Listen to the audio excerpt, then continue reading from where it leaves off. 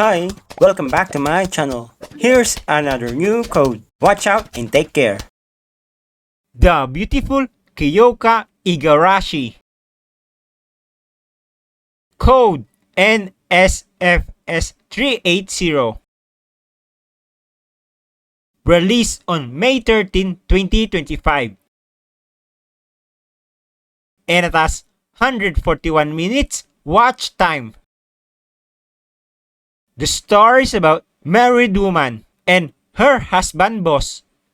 The guy prepared a proposal at the company. Unfortunately, his proposal was declined because it was not aligned at the company rules. So the guy quit the company. So later on, the guy works as a delivery guy and his wife does not know that he quit the company. So one day, the girl found out that her husband does not work at the company anymore. Apparently, in order to save her husband, the girl talked to her husband's former boss and begged him to bring him back at the company. However, the boss had a condition. The boss wants to do playtime with the girl. So, they spent quality time together and the wonderful story begun.